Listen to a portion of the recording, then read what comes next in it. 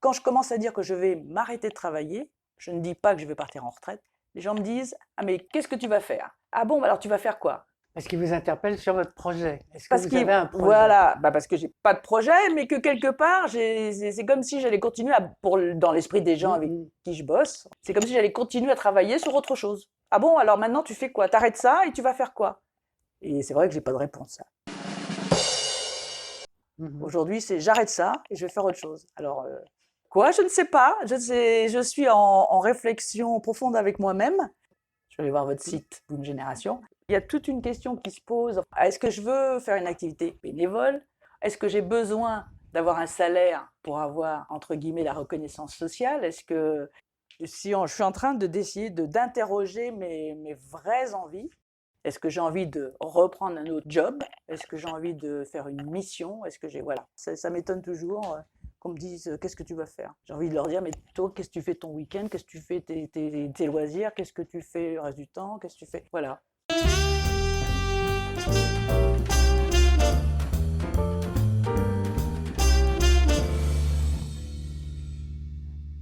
Bienvenue dans ce nouvel épisode de Vive la retraite, le podcast consacré à la transition retraite. Je suis Sylvie Lidji de Boom Génération, b2om-génération.com. Avec nous aujourd'hui, Evelyne, bientôt à la retraite. Bonjour Evelyne. Bonjour Sylvie. Je dirige une association dans la communication, dans la pub, dont l'objectif est d'optimiser les processus pour tous les médias, télé, radio, etc. Point central de mes missions, c'est communiquer sur des côtés très techniques d'une façon vulgarisée, de façon à ce que tout le monde comprenne bien de quoi on parle. C'est une association qui a beaucoup de membres, qui a tout le petit monde des médias dedans, donc c'est ça, c'est télé, radio, télé, presse, publicité extérieure, le monde digital. Donc beaucoup de monde, beaucoup de jeunes, beaucoup de sujets un peu techniques qui font que c'est beaucoup de jeunes qui sont effectivement dans ces sujets-là. Et vous partez quand à la retraite? Donc c'est pas la retraite, puisque la retraite, j'y suis depuis quelques années, Ah bon? puisque j'ai été salariée pendant plus de 30 ans, licenciée à 57 ans d'une régie radio. Et après, j'ai monté ma boîte, j'ai fait des missions de consulting et j'ai ensuite trouvé ce poste. Fait que la retraite, j'ai cotisé pendant des années, mais là, depuis que je suis en mission, je ne cotise plus pour la retraite. Je suis en retraite depuis 5 ans peut-être, 4-5 ans maintenant. Je touche ma retraite depuis 4-5 ans, voilà. Je travaille à mi-temps pour cette association cette mission va s'arrêter en juin, donc ce mi-temps, je vais être à plein temps sur mon temps libre, à plein temps libre. Donc au mois de juin, c'est la retraite formelle. La vraie retraite formelle, voilà, tout à fait. J'y pense quand je suis avec les personnes avec qui je travaille. Je travaille avec une jeune femme qui est notre consultante technique, technologique. J'y pense quand j'organise mes réunions. Je me dis, ah, bah, bientôt, voilà, tout ce petit monde-là. Enfin, en ce moment, je vais mettre la période actuelle entre parenthèses, puisque on voit beaucoup moins les gens. On est beaucoup plus sur des applications de vidéos, hein, de conférences en ligne. Donc, mais bon, pendant mon temps libre, j'y pense souvent. Je pense surtout à ce que je vais faire après, quoi. Donc à cette fameuse question qu'on me posait au début. Et à laquelle pour le moment vous n'avez pas de Non, réponse. ça m'angoisse pas de l'angoisse, c'est cette espèce de crainte de sortir de la vraie vie, la vraie vie sociale, la vraie vie où on est avec du monde, où on est avec des sujets plus ou moins importants, mais des sujets professionnels. Pas la regarder chez moi, le bon ménage, les petits-enfants à garder. C'est sympa, mais c'est pas du tout la même. Enfin, j'espère que je ne donne pas une idée péjorative de la vie et des loisirs. Hein. C'est pas du tout ce que je veux dire. C'est la vie en société professionnelle me paraît être la vraie vie. C'est un peu bizarre, mais Vous avez envie de tourner la page ou pas? au fond du fond du fond de moi, non. La réalité, c'est non. Je vais avoir 68 ans en juin quand même. Donc voilà, je suis pas un agneau de l'année. Hein. Je peux pas dire qu'on me pousse dehors. C'est moi qui ai choisi de partir en plus. J'ai choisi de partir parce que je me suis dit, ah, tu ne vas pas t'imposer jusqu'à pas d'âge. Donc c'est mon choix, c'est voilà, mon mari a envie aussi, je passe peut-être plus de temps avec lui, les enfants réclament aussi pas mal de mais c'est pas vraiment la raison, j'ai pas arrêté pour faire plaisir à tout le monde, j'ai décidé d'arrêter, mais maintenant, il faut que j'assume. Et votre mari, il est déjà à la retraite, hein? Oui, depuis longtemps. Il a des activités. Il n'a pas d'activité. Mais il ne s'ennuie pas. C'est-à-dire qu'il va, ses activités, c'est il lit beaucoup, il est beaucoup à la campagne, il va bricoler un peu dans le jardin. Bon, c'est des activités, voilà, tranquilles. Il n'a pas de hobby à proprement parler, mais il s'ennuie pas. Perplexe, euh, curieux. Oui, c'est tout à fait ça. Je trouve que c'est des bons mots. Perplexe, c'est pas angoissé, c'est pas serein non plus. Curieux, parce que je suis curieuse de voir effectivement de quoi l'avenir sera fait aussi. J'ai une curiosité de la façon dont moi je vais me projeter. Perplexe, c'est ce que je disais tout à l'heure. C'est quoi la vie à la retraite, entre guillemets. Non pas que je n'ai pas confiance dans mes ressources, mais je pense que ce lien social était quand même l'intérêt du boulot. J'ai adoré le boulot, j'ai adoré tout ce que j'ai fait, sûr. Mais ce qui va vraiment me manquer, c'est le lien social. J'ai un petit truc marrant à raconter qui n'est pas tout à fait lié à la retraite. C'est quand j'ai été licenciée, j'avais 57 ans, d'une boîte où j'ai passé presque 30 ans. Ça a été très dur, très dur. J'ai eu un coach après pour m'aider à rebondir ou voilà, à me remettre entre guillemets de ce choc parce que je m'entendais pas avec mon patron. Et j'avais un poste à responsabilité. Bon. J'avais un beau bureau. Alors j'avais un super bureau avec une énorme vue sur la Tour Eiffel, les quais. C'était merveilleux, la plus belle vue de Paris. Et ce coach m'a demandé, alors je pleure, et il me dit, pendant tu vas arrêter de pleurer, qu'est-ce qui te manque le plus dans ton boulot? Qu'est-ce qui te manque le plus? Je reste là à réfléchir. Puis j'ai fait, ma vue sur la Tour Eiffel. Alors il me dit, bon, ça va, je crois qu'on va s'en sortir, si c'est ça qui te manque. et toute proportion gardée, je peux le mettre aussi sur l'histoire de la retraite. C'est pas forcément, c'est jamais le boulot lui-même, la chose même, c'est quand même ce qui est à côté qui va me manquer. Là, c'était la Tour Eiffel. Là, à côté, c'était des relations aussi avec des gens. Mais bon, les relations avec les gens et la Tour Eiffel, c'est pas pareil. C'est pas pareil. La Tour Eiffel, c'est bon, c'est un peu statique, c'est la vue, c'est sympa, mais c'est pas vraiment, c'est jamais le boulot en lui-même. Ce que je veux dire, c'est que c'est le boulot en lui-même, même si on l'a aimé, ce qui manque, c'est des choses qui sont autour, mais qui sont un peu impalpables, quoi. Un naufrage, ça, normalement, c'est la vieillesse, non? Mais j'y suis pas encore, me semble-t-il. Ouais. Bon, je prendrais aventure. Aventure. Ça correspond plus à ce que j'ai mis tout à l'heure. Oui, aventure. Errance, non, parce que c'est très... Non, aventure. C'est d'une aventure. Alors là, j'ai rien à lâcher, franchement. J'ai tout aimé, sauf le fait de me lever tôt, des fois. Voilà, ça, je ne regretterai pas de plus me lever tôt, mais objectivement, je me levais même pas tôt pour ce poste. Et ce qui va me manquer, on en a parlé, c'est le lien social. Mais le lien social, on peut toujours le garder, hein, ça j'en suis persuadée. C'est sûr. Donc, je vais garder quelques relations, je sais bien, puisque dans mon autre vie, quand j'étais salariée, j'ai gardé quelques liens. Je vais en garder aussi. Mais il y aura plus ce côté, comment dire, c'est pas quand vous avez, est-ce que c'est lié, c'est même pas lié à votre position dans l'organigramme, une position hiérarchique, c'est pas du tout ça. C'est le fait d'avoir autour d'un métier, le fait de rassembler des gens de tous univers, de discuter avec eux, de découvrir des gens qui vont vraiment, tout à coup, ça va faire tilt. Quand on est dans le boulot, c'est facile de rencontrer des gens d'univers différents, de formations différentes, d'âges différents. Moi, j'ai beaucoup aimé fréquenter tous les... Quand j'étais jeune, j'aimais bien être avec les vieux. Maintenant que je suis, entre guillemets, plus vieille, j'aime bien être avec les jeunes. Je pense que quand on est à la retraite, on n'a plus ce choix extraordinaire de rencontres. Voilà. Ça y est, je l'ai dit, c'est intéressant parce que je me le gardais. C'est le choix de rencontres qu'on a quand on est au boulot, qu'on n'aura plus quand on est à la retraite. Je vais garder mes amis, j'ai des super amis. Je vais peut-être me faire des nouveaux amis, mais j'aurai plus ce champ quand même qui est vachement grand quand on est au boulot.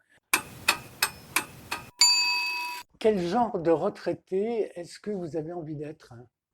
Joyeuse. Retraitée joyeuse, toujours active dans le sens, oui, je ne veux pas rester à la maison. J'aime bien être à Paris, j'aime la culture, profiter de tous les plaisirs culturels de la ville, ça c'est clair. J'adore quand même profiter de mes petits-enfants, ça c'est vraiment un plus, je pense beaucoup à ça aussi. C'est le plaisir d'avoir les petits-enfants un peu plus. Mais aussi, est-ce que d'être aussi peut-être utile, toujours quand même, à la société, avoir quelque chose qui donne un sens supplémentaire. Parce que pour vous, être à la retraite, c'est ne plus être utile à la société. Oui, concrètement, oui. Parce que si on ne s'investit pas dans une cause ou dans un... On n'est plus utile. On est utile à ses proches, on n'est plus utile à la société. On a sa petite pension en remerciement des bons services rendus. On a de la chance, en France, on a relativement des bonnes retraites.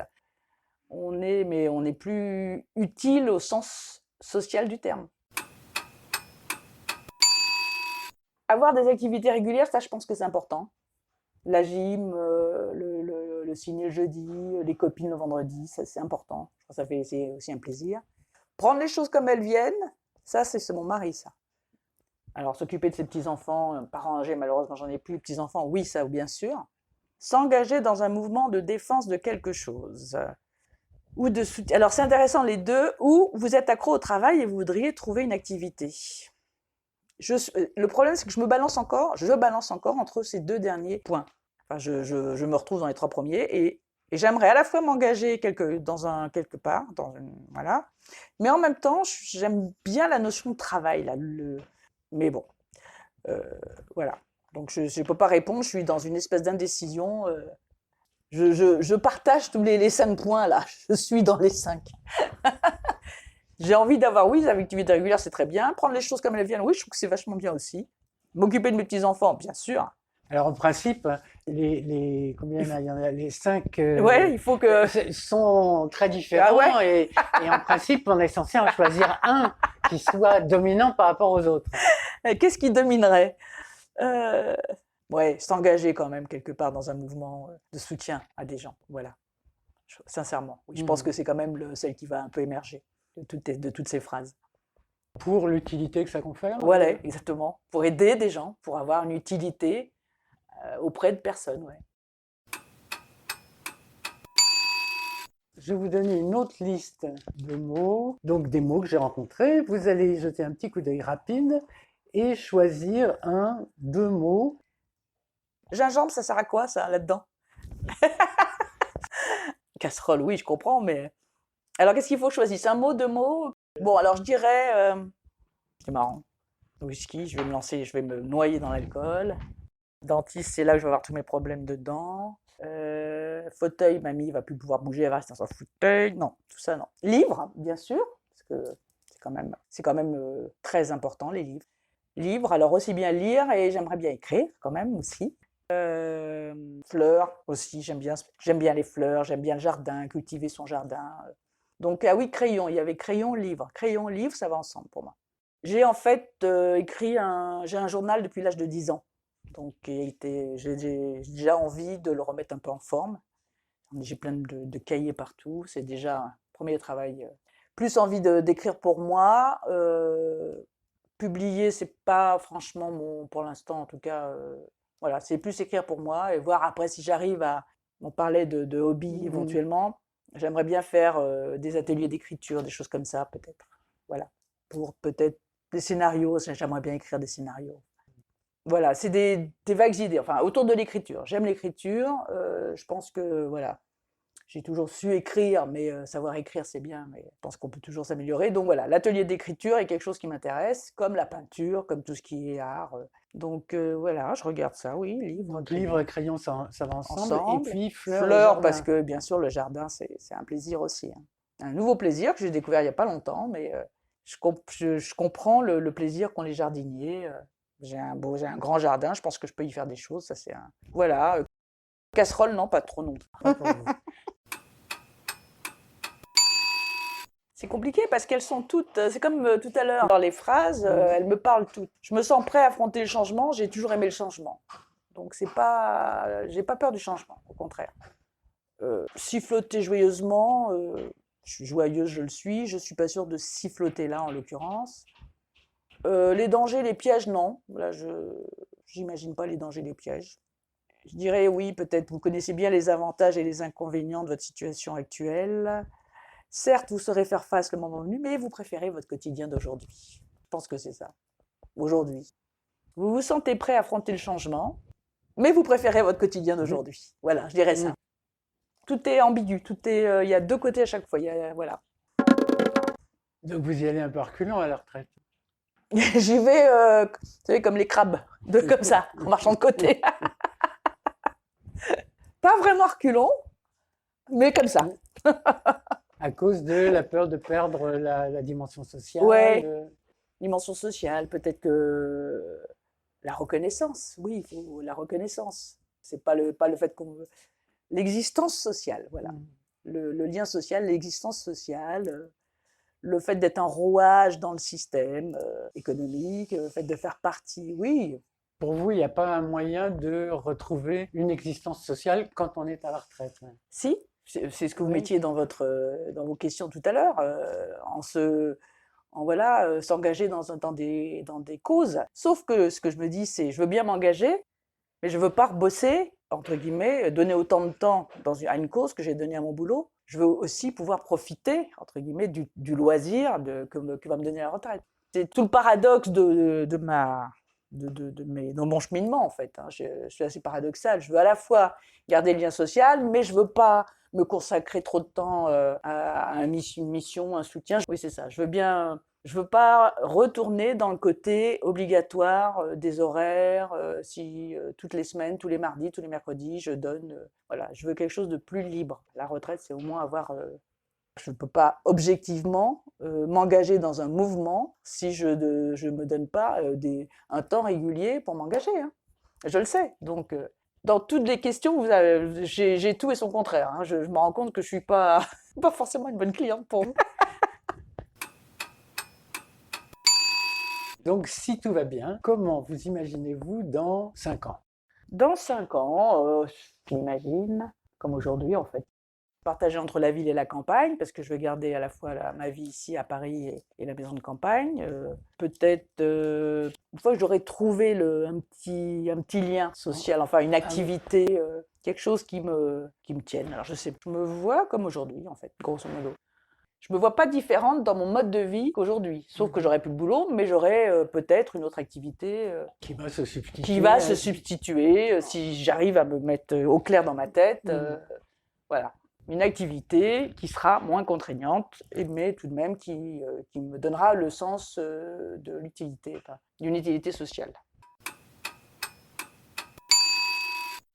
Alors du point de vue financier, là en fait c'est un peu différent. Donc donc c'est ce que je vous expliquais. J'avais ma retraite. J'ai ma retraite depuis quelques années. J'ai mon activité de conseil, donc j'avais des honoraires qui venaient en complément.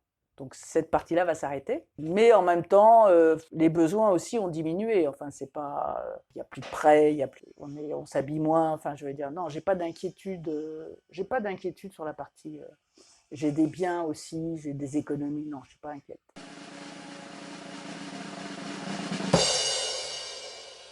on y faisait allusion tout à l'heure, la pandémie, le Covid, la Covid, on peut dire, je crois. Le Covid, moi j'aime pas la Covid. Bref, en tous les cas, ça nous pose quand même, ça pèse. Oui, ça pèse beaucoup. Et voilà, notamment sur les relations sociales, vous l'évoquiez tout à l'heure, enfin pour tout le monde et de toutes les manières. Qu'est-ce qui pourrait changer votre vision de la vie quotidienne à la retraite dans le contexte de la pandémie, du confinement et de tout ce qui va avec? C'est intéressant parce que cette année, l'année qu'on vient de vivre, c'est comme une espèce de préambule à la retraite. Le fait d'avoir justement pas pu aller au bureau autant qu'avant, pas pu voir autant de gens qu'avant, le fait d'être un peu confiné, souvent confiné chez soi, en télétravail, c'est un avant-goût, ce que je me suis dit, de la retraite. J'ai beaucoup de mal avec ça en fait. C'est pour ça que je vous disais, j'ai besoin du lien social. Du coup, ce que j'ai fait depuis peu, c'est que j'organise des déjeuners à la maison, j'organise avec quelques copines, enfin un petit comité bien sûr. Mais j'avais eu l'idée d'organiser aussi des petites réunions pour discuter ciné, bouquins, enfin bref. Donc par rapport à la pandémie, je me vois pas enfermée de toute façon. Quoi. Je me rebelle pas, mais je refuse de me laisser enfermer seule ou même à deux. Je désobéis pas, puisque pour l'instant, enfin, dans l'état actuel des choses, on peut être jusqu'à 6 maximum. mais je ne pourrais jamais vivre sans le lien physique avec les gens. Notre entretien d'aujourd'hui, je n'aurais pas du tout le faire en vidéo, alors que je fais plein de réunions en vidéo, obligées, mais c'est quelque chose qui me pèse terriblement. Voilà. Je comprends tous les jeunes avec le télétravail qui veulent retourner au boulot, hein, c'est clair. En fait, je pense que objectivement, quand on est retraité, on souffre moins d'être enfermé, si le mot est juste, que quand on est jeune. Parce que d'abord, on sort moins, même s'il y a les copains, on n'est pas dans l'idée de fête. Nous, on aime bien voir, je pense, à partir d'un certain âge, quelques amis en petit comité. On n'est pas dans le côté la fiesta, alors que je vois ma fille, elle aime les cafés, les bars, plein de gens autour d'elle, et ça, si elle ne peut pas aller au bar, boire un verre de vin avec les copains, elle est hyper malheureuse. Nous, on souffre moins, on arrive à se voir, c'est une tasse de thé l'après-midi, voilà. Je pense pas qu'on souffre le plus. Moi, si je souffre quand même, c'est ce que je vous disais tout à l'heure par rapport à la culture, d'être privé de culture, ça oui. Je pense que les jeunes sont bien plus malheureux. Ouais. L'atelier d'écriture que vous évoquiez, il y a un certain nombre d'activités qu'on peut pratiquer oui, et qui se passent à l'extérieur et en présentiel. C'est sûr. C'est vrai qu'il y a plein de choses qu'on peut pas faire pour l'instant, mais par exemple, moi je fais du pilates. J'ai la chance d'avoir une prof qui, comme elle est kiné, elle ouvre. Donc elle nous prend individuellement pour les cours, comme si on allait voir une séance de kiné, par exemple. Donc il y a plein de moyens encore de voir les gens en physique, mais il y a des choses. Je pense qu'un atelier d'écriture, ça peut se suivre en virtuel, hein, par exemple. La peinture, non, je dirais. Je ne peux pas faire de la peinture en virtuel. Je sais pas, je n'ai pas trop d'idées là-dessus, mais c'est vrai qu'il y a plein de loisirs qui sont plus difficiles à mener dans ces périodes-là, hein, c'est sûr.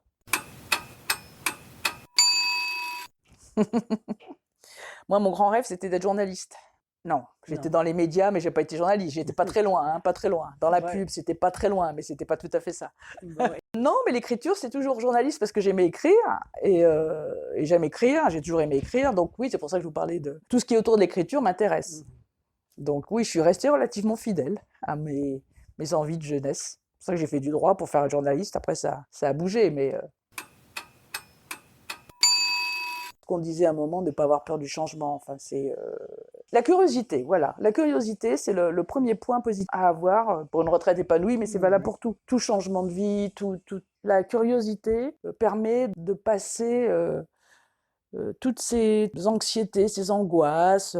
Quand on est curieux, je crois que c'est la première qualité, la curiosité. Premier ingrédient, être curieux de ce qui va se passer, des autres, curieux des choses, curieux de nouvelles actions, curieux, ça ouvre à tout. Le deuxième ingrédient, c'est garder le goût de soi, faire attention à soi. Garder un peu de coquetterie, ne pas se dire je suis vieille, je suis à la retraite, je m'en fous, je me coiffe plus, je m'habille plus, je me lave pas. Voilà, garder un peu la coquetterie pour son entourage, bien sûr, mais pour soi surtout. Donc s'aimer en fait, continuer à s'aimer. C'est pas parce qu'on est à la retraite qu'on doit plus s'aimer. Et troisième ingrédient, s'intéresser aux autres. Ça va avec la curiosité, mais voilà, bien sûr, s'intéresser aux autres. Ça peut être ses enfants, ses petits-enfants, ses proches, ses amis, les autres. Les gens qui ont besoin de vous, les autres. S'intéresser à ce qui vous entoure, s'intéresser à... Vous m'avez dit que votre mari est déjà à la retraite, que lui, il laisse venir les choses. Lui, je prends les choses comme elles viennent. Voilà, c'est exactement ça. Bon. Et vous travaillez. Quand vous allez arrêter, comment ça va se passer avec... Ça va se passer comme maintenant, parce que ce que je ne vous ai pas dit, c'est que mon travail aujourd'hui est à mi-temps. Je ne suis pas à plein temps. Et à mi-temps que j'organise comme je veux. C'est pour ça que peut-être que j'ai tellement de mal à lâcher, c'est tellement facile. Mais du coup, je vais continuer sur le même, c'est-à-dire de passer un peu de temps à la campagne, mais de repasser un peu de temps ici. Mon mari ne rentre pas à Paris, très très peu. Il vit tout le temps à la campagne. Donc c'est continuer à faire ses allers-retours, parce que je pense que 24 heures sur 24 avec lui, que lui avec moi, ça sera pas possible. Comme beaucoup de couples, hein, d'ailleurs, qui arrêtent de bosser, c'est pas évident de se retrouver 24/24 ensemble. Donc, c'est pour ça que je posais la question. Oui, donc on continue sur ce rythme-là. Enfin, je pense que voilà, et par contre, on a toujours aimé ce qu'on peut pas faire en ce moment. On a toujours aimé voyager. Et ça, c'est vrai que c'est peut-être aussi le sentiment que j'ai en ce moment avec la retraite, c'est peut-être lié, quand on parlait du confinement et de la crise, c'est le fait de ne pas pouvoir me projeter sur les voyages, qui sont quand même un point très important. Donc, la vie, c'est continuer donc comme ça, essayer de voyager plus. Mais voyager plus, c'est prendre la voiture, se balader en France, c'est aller en Italie, aller dans tous ces pays autour de chez nous qui sont si beaux. Oui, alors là, prendre un peu les choses comme elles viennent, se dire, bah tiens, on embarque, on s'en va, un peu comme quand on était jeune et on se barrait un peu à l'aventure, quoi. Ça, oui, ça c'est sûrement un plaisir de la retraite, que je peux anticiper, mais c'est vrai que là, le fait de la crise fait que tout ça, tous ces plaisirs-là sont un peu cassés, quoi. Et c'est vrai pour tout le monde. Ma belle-mère, elle disait, les enfants, c'est le capital et les petits-enfants, c'est les intérêts. Et c'est complètement vrai. C'est merveilleux, quoi. Donc, oh oui, donc ça, c'est un grand plaisir. Et vraiment, oui, je me dis pas, non, je vais me barrer à Perpète-les-Oies, là, faut que je sois où ils sont. Je veux les voir grandir. Je suis très attachée à eux, ils sont attachés à moi, c'est enfin, normal dans grands-parents, enfants, quoi. Mais ça, c'est un vrai plaisir. Ouais. Donc, continuer ce plaisir. Mais j'en ai toujours profité. J'ai pas l'impression de ne pas en avoir profité, hein. Ce qu'il ne faut pas faire, c'est vraiment ce que fait mon mari pour moi. C'est lui, il fait vraiment tout ce que je détesterais. À la retraite, il est comme je détesterais d'être, en fait. Je m'entends bien avec mon mari globalement, c'est pas la question, mais il est vraiment, lui, dans le laisser aller. Les choses viennent. Et en même temps, j'ai essayé de lutter un peu au début. Après, je me suis dit, mais qu'est-ce que tu vas l'emmerder? Laisse-le, quoi. Il est comme ça, il est comme ça. Enfin, il va rien programmer.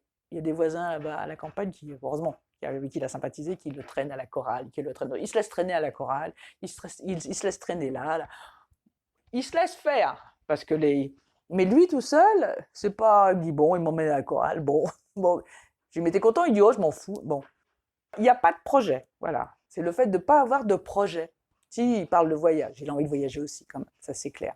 Ben, lui, il était directeur du travail, il était très impliqué sur tous les problèmes d'horaire du travail et tout ça. Il aurait pu continuer à faire des trucs en façon bénévole, aider. Il n'a jamais voulu. Il en avait marre, il a dit, ça va, j'ai donné ça pendant 30 ans, 40 ans, c'est bon, je ne veux plus. Ça s'entend tout à fait, hein. Ouais, c'est ça, c'est fini. La page, elle est tournée. Lui, il a tourné, mais sans aucun regret. Il glande dans son jardin, il glande dans la maison, il est content, oui, c'est vrai. Mais objectivement, c'est voilà, exactement ce que je veux pas être. C'est pour ça que quand on est un petit peu ensemble, c'est bien. Puis après, c'est des tempéraments, hein. La vie de couple, quand on bosse chacun de notre côté, que bah, le soir on se retrouve, bah, c'est pour dîner. Le week-end, il y a toutes les obligations familiales et sociales du week-end. Mon mari, il a toujours, on va là, oui, on va là, oui. Bon, il a toujours dit oui, quoi. Mais il est facile pour ce genre de choses. Il a un tempérament, tu veux aller là, on va là, tu veux aller là. Il se laisse faire. Ça, c'est pas lui qui a l'initiative, hein. Avec tout ça, est-ce qu'on peut dire vive la retraite? Je sais pas, je suis pas encore. Je vous dirai quand j'y serai. Merci Evelyne.